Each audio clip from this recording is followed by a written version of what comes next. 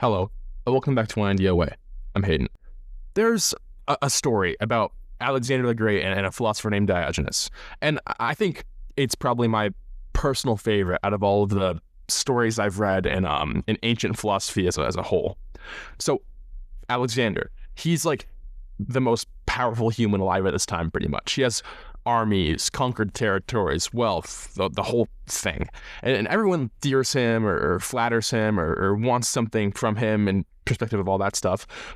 Diogenes, he has pretty much nothing. He lives with like a box of possessions pretty much, and he sleeps in what we would consider today as a barrel. It was probably more like a big ceramic storage jar, but either way, the dude lives in a jar. And one day, Alexander comes to greet him. He finds him laying in the sun. He stands over him and he says, pretty much, ask me for anything. And I want you to think about that for a second. Imagine you're a beggar. You have nothing to your name. And the most powerful person in the world is standing in front of you saying, what do you want? Money, a house, a position, literally anything. And Diogenes looks up at him and says, move, you're blocking my sun. Now, that story has probably been changed over 2,000 years of being retold, and I should say probably up front in this episode rather than later like I do in my other ones. Nearly everything we know about Diogenes comes from later writers and legends of him, as none of his own writings have actually survived. But I think stories are important, and they survive that long for a reason. And this one about him and Alexander the Great survives because it sort of, I think, sums up pretty well his entire philosophy in one short story. Alexander possesses everything that society teaches us to want, but Diogenes wants none of that. And the sort of social hierarchy there flips. So the way that I found it easiest to think about this is who has more power in the situation here. The man who can give anyone almost anything, or the man who needs almost nothing. That's today's episode, Diogenes. I think he's probably the strangest philosopher we've gone over so far. Like, he literally mocked Plato to his face, and he insulted people like Alexander the Great by not accepting any of their gifts. He pretty much rejected boundless wealth, property, reputation, the entire thing that you really want as a philosopher in the past. And underneath that, there was sort of one question that I had that I think sort of drove everything to some extent. How much of human life is real need, and how much is invented dependence? Not like physical independence or social dependence. It was more like, do you need people to respect you? Do you need people to look at you and see you as successful? Do you need to go to a school or a brand or a title or a promotion? Do you need the person who rejected you to regret it? Do you need strangers on the internet to approve you? Diogenes would look at that list of things that you might want today and ask, do you really want it? Or did someone teach you to want those things? And I think that's kind of what makes him different from almost everyone else who covered on this show. His philosophy wasn't about optimizing yourself to get more of anything. It was about needing less, which sounds like it's bad because you obviously don't want less, but it's about being satisfied with less. It's about knowing what you actually need, not just having some sort of product that matters arbitrarily, but having satisfaction and satisfaction with yourself. I want to have a quick vocab section here because I think it's an important distinction that sometimes people mess up. Diogenes belongs to a school of philosophy called Cynicism. And the ancient Cynics were cynical in the way we think about it today. Today, a cynic assumes that everyone's selfish and everything's corrupt. Ancient cynicism was more like a philosophy of freedom through simplicity. The name cynicism comes from the Greek word for dog. And people call Diogenes the dog as an insult pertaining to this. And he sort of just took it. Because think about a dog. A dog doesn't care about social embarrassment. It eats when it's hungry. It sleeps when it's tired. It doesn't flatter Alexander the Great. It doesn't pretend to need certain things because people in its neighborhood decided that those things would make their status better. Diogenes thought that humans had sort of buried this natural life under layers and layers of social conventions, rules about respectability, status, appearance, and he wanted to sort of dig that natural life back out. And his method was probably the most explicit out of all the philosophers we've seen so far. I mean, for example, Kant, an amazing philosopher, gives you a sort of argument about what natural life is, about what you should be doing.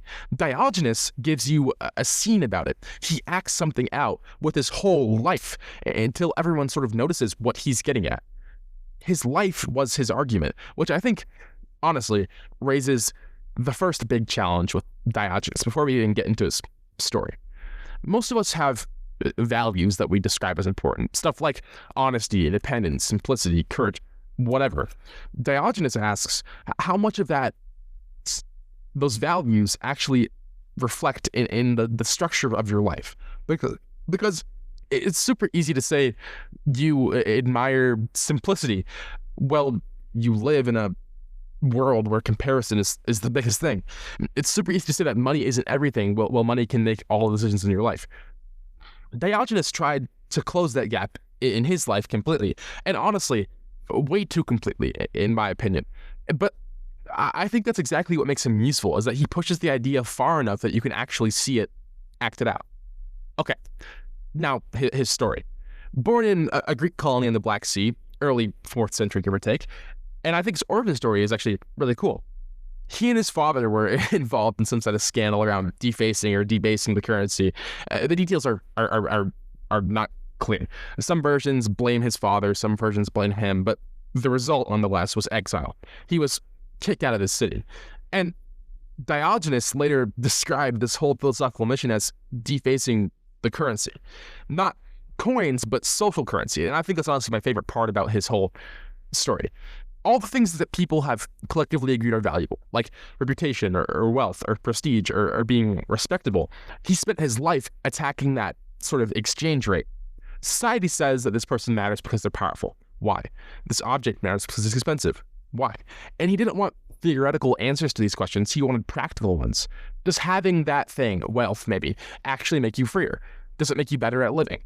And if you've been with this show for a while, you can probably see how Girard is sort of on this same stuff, the mimetic desire stuff. Girard explains the sort of mechanism behind it. We learn what to want by copying other people. Our desires are mostly borrowed. It's all human nature. And Diogenes sort of tries to take that part out of his life. And I think Naval kind of did a similar version of the same thing, which is really interesting when you think about it. They're all in massively different fields. Avoid status competitions you never consciously chose. Diogenes is sort of classifying all of these social conventions as status competitions, and he takes them all out, which is crazy. So, after exile, he shows up in Athens and seeks out Antisthenes, who is a follower of Socrates and is sort of seen as the grandfather of cynicism. And supposedly, Antisthenes didn't take students and tried to drive them off and threaten Diogenes with a stick. And Diogenes basically said, hit me then. You won't find a stick hard enough to drive me away as long as I think you have something worth teaching. Which, whether or not it actually happened like that, I think it's a super interesting pattern that sort of shows what Diogenes means. He's impossible to control because he's already decided what really matters to him. He wants the philosophy so the embarrassment doesn't land of being denied. The rejection doesn't land. Even a stick doesn't land. And I think that's kind of the core of the whole thing. Freedom through reduced dependency. If someone can take away something that you desperately need, they have power over you. If you need praise, people can steer you with praise. If you need luxury, money owns you.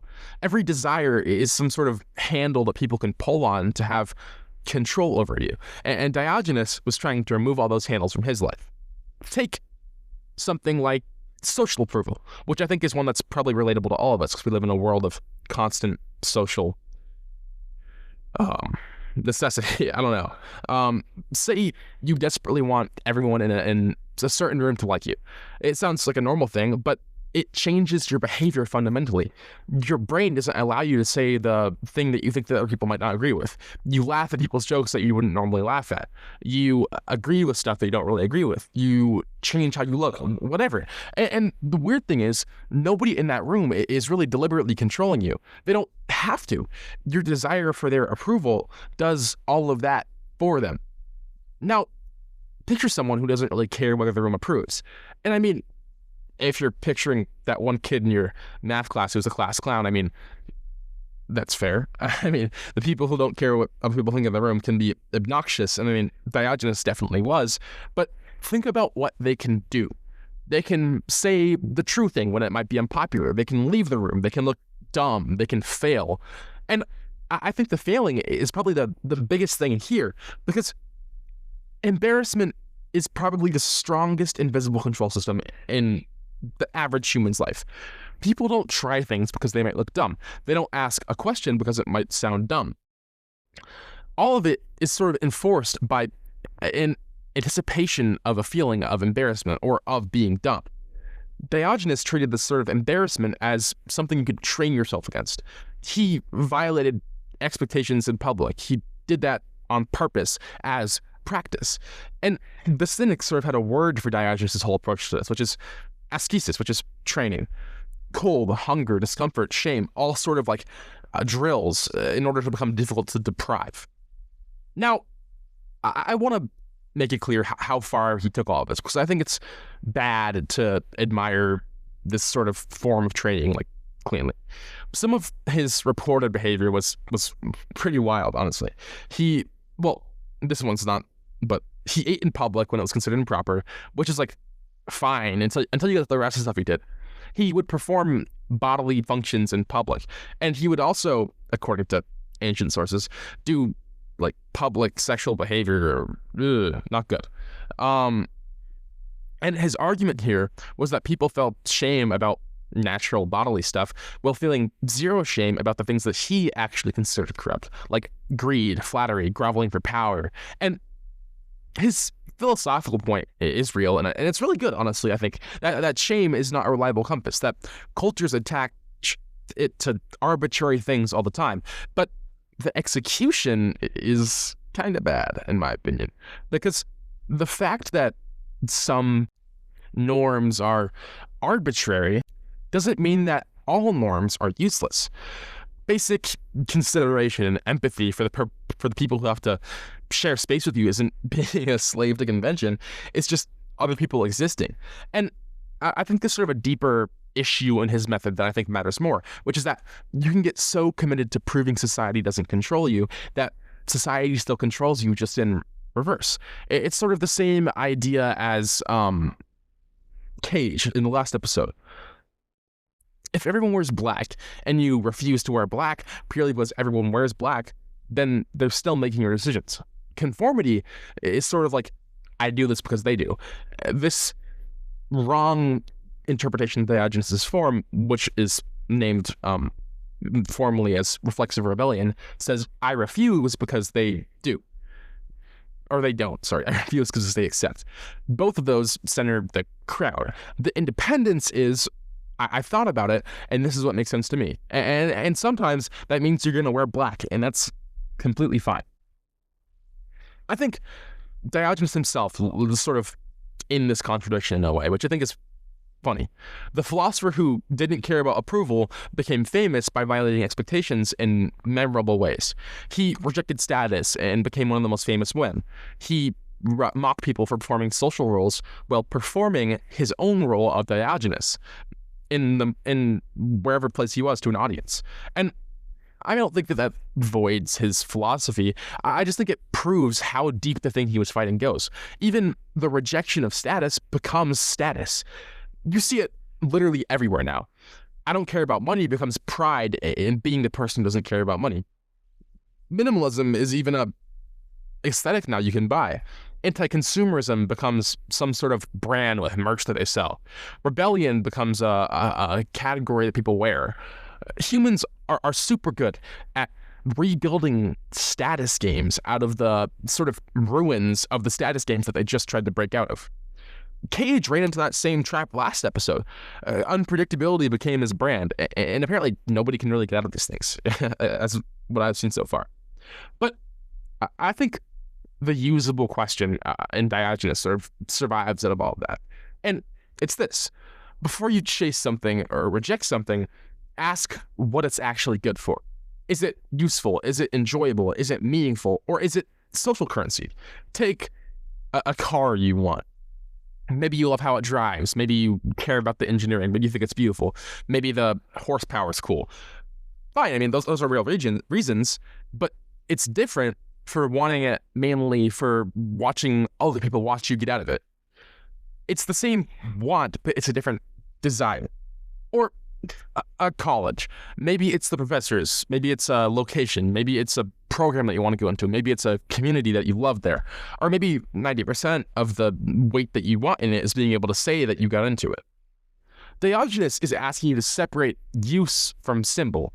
And personally, now that I have that lens, I found that you can't really turn it off because humans turn everything into symbols. Clothes are our taste, jobs are importance, followers are relevance, hobbies are flexes. And none of those things are like bad necessarily, but that's what makes it hard to notice, is that most of them are also enjoyable. The question is whether the symbol has sort of outweighed the experience for you. Do you own what you're doing, or does the identity you attach to that thing that you are doing own you? Another story from Diogenes is about a cup. He owned pretty much nothing, Diogenes, and one of the few things he did own was a cup for drinking. And then one day he sees a kid drinking water out of cupped hands, and Diogenes throws the cup away, saying that the child had beaten him at simplicity, which is a child outperforming you at owning nothing really a competition you need to win? Probably not. And I mean, I'm not telling anyone to throw away their cups, but the mental move underneath all that, I think, is worth stealing and repurposing for life today. We pretty much spend all of our decision-making energy today on what could be added. Diogenes asked what could be removed. What problem does this actually solve? What complexity have I been calling necessity? Which is pretty much exactly what Cage was talking about, honestly. Subtraction as a creative act, except applied to life, I guess, rather than just music. And I think the modern version of this is like super interesting. You buy things to make life easier, and then you need more storage for the things, you need a bigger place for the storage, and you need more money for a bigger place, and then you have to work more for the money. A life that's increasingly complicated by all of the maintenance of the things that people try to buy to simplify it. People sort of are a slave to their own conveniences. Now, I have a big caveat here, and I want to be clear about what it is, because I think this is where the sort of worshipping Diogenes idea is bad. Voluntary simplicity and poverty aren't the same thing. Diogenes deliberately chose to live in simplicity, while other alternatives that he had existed, and that's what made it philosophy. Actual poverty is hunger and instability and no healthcare and no options, and it would be crazy to tell someone that's actually struggling that a guy in a jar proves that possessions don't matter. They really do matter. Resources create options and protect people, and like there's so many bad things that can happen if you don't have resources. So the lesson can't be less is always better, but the real thing is, at what point does more stop buying freedom and start creating dependence? And I think it's different for everyone, but the mechanism that Diogenes sort of defines here isn't exclusive to him. Every upgrade recalibrates the baseline. A house improves and the neighborhood improves with it. Your income might rise and your lifestyle might improve to match it, whatever. The finish line sort of goes ahead of you. Psychologists call this hedonic adaptation. Diogenes didn't have that term, but he saw the way it worked. If your happiness requires increasingly elaborate conditions, then you become fragile, because every condition is one more thing that is able to be taken from you, that can be deprived. His training went sort of in the opposite direction. And I think this is where you see him going straight into the Stoics, who came later and who we've covered, like Marcus Aurelius, Seneca. The Cynics were a huge influence on Stoicism, and I think the resemblance is super obvious, honestly, because they both care about the gap between what's actually good and what society treats as good. I think the difference is sort of the severity of their philosophies. The Stoics stayed inside society. Seneca was super rich, and Marcus Aurelius was literally an emperor. And their question was, can I have this without being had by it?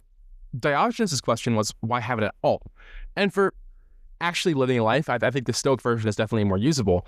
And I mean, that's just true. But Diogenes, I think, to talk about at least, is especially valuable because he's the extreme case. He is like a stress test on consumerism. He questions everything you defend as necessary, and whatever survives that, you can sort of consciously hold on to. He was also, and I wanted to clear this, like, actually really matters to his story, really funny. And his humor was doing a lot of philosophical work. He has this one lamp story where he walks around Athens in broad daylight carrying a lit lamp. People ask what he's doing. He says, looking for an honest man. That's sort of, that one specifically is a critique of the Athenian society. And my personal favorite one is his one with a chicken. Plato defines a human as being a featherless biped, very academically, I think. Diogenes plucks a chicken, walks into Plato's academy, drops it, and announces, "Behold, Plato's man." And the part that got me about this story is that his academy actually amended the definition. It's a joke, but it's also a methodology. It's sort of like the Feynman method 2,000 years early. The sort of theory has to survive contact with the experiment. And here, the experiment is a plucked chicken. Diogenes deeply distrusted that philosophy could float free of living.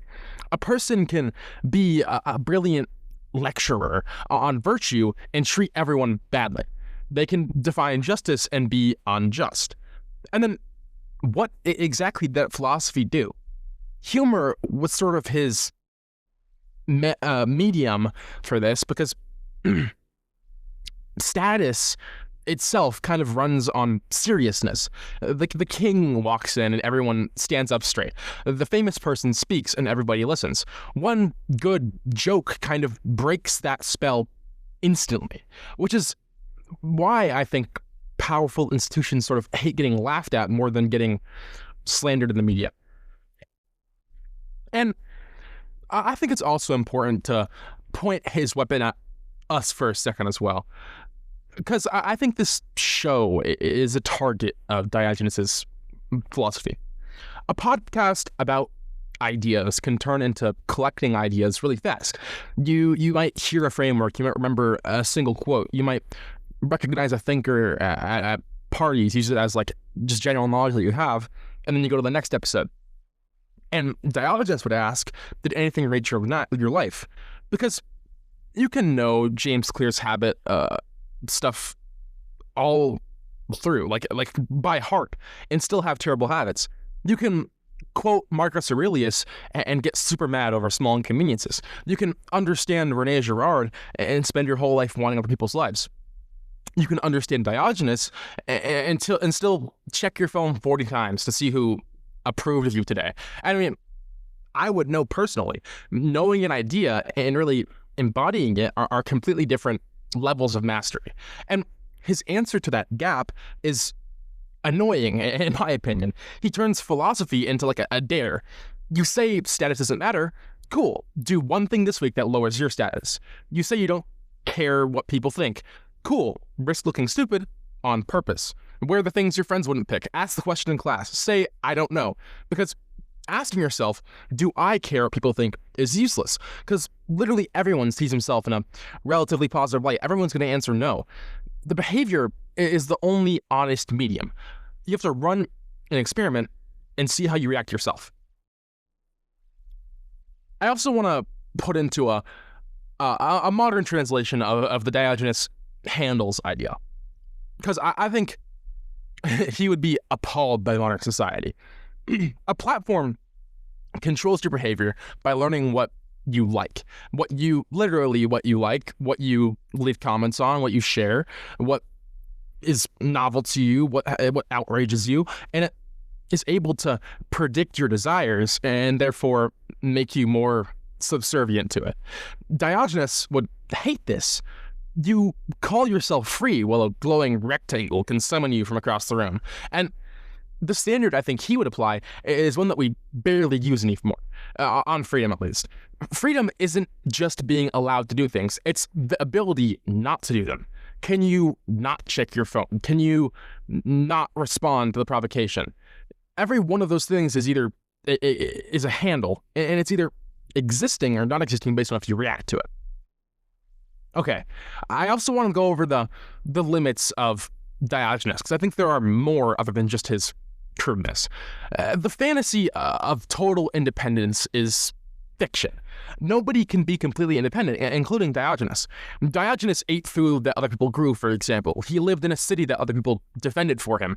He insulted society in a forum, and I guess even language itself is something that society built and gave him.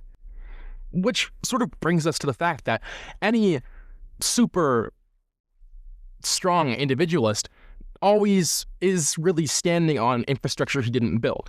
And I think that's kind of a callback to Lynn Conway in a way. And the marketplace tolerated him because Athens was stable enough to afford Diogenes.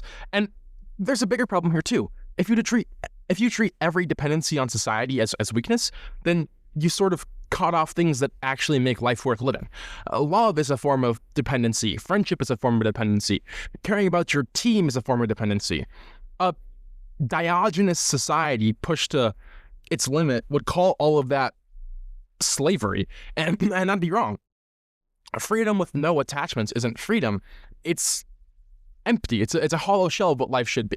So I think I'd revise Diogenes' philosophy like this. The goal isn't needing nothing, it's needing consciously. You have to be able to choose what gets power over you. I want these particular people to be able to hurt me because loving them is worth it and I trust them not to. I want this commitment, this responsibility.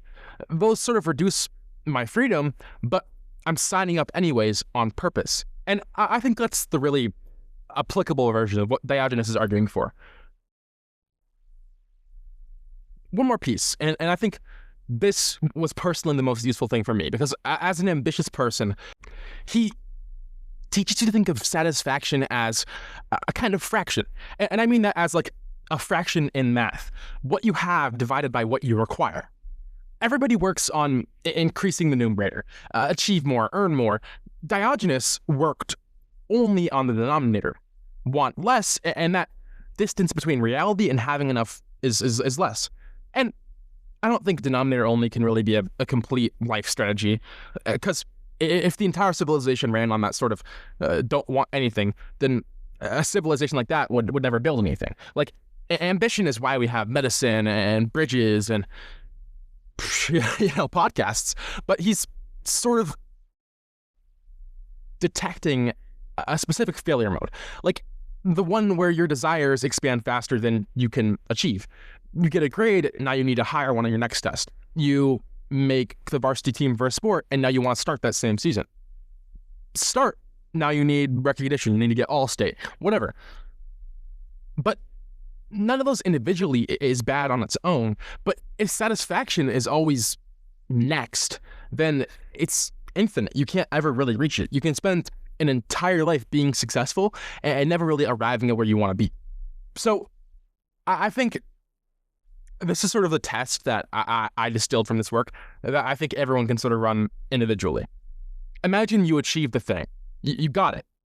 Would you rest, or does the finish line move instantly? Because I think there's a different thing between being pulled by work you love and doing something because you feel like you haven't done enough. And I think, especially today, modernly, people tend to confuse the two, because you look busy, you look like you're grinding, like it means like you're actually doing something in your life, but really only one of them has a realistic stopping point. And if being able to define enough is hard. I mean, I completely understand that. Like, I have an issue with that too, I think. If I decide I have enough, then will I go south? Will I not want to do anything ever again? Will I waste some potential I have? But I think the honest version of Diogenes' answer to that is, if dissatisfaction is the only fuel that you can run on, then you're not ambitious, you're dependent. Contentment and ambition aren't mutually exclusive. You can be content with how you are now and still want to build something for your future. The difference is whether you've already reached your goal or whether you're moving the goalposts. So, like, I guess that's not especially clear. What I mean by that is, you can get a good grade on the test and want to get a really good grade on your next one, but you have to also say, hey, I did a good job, I got a grade on that test. Like, you got to give yourself time to rest after your goal. I think that's really my point.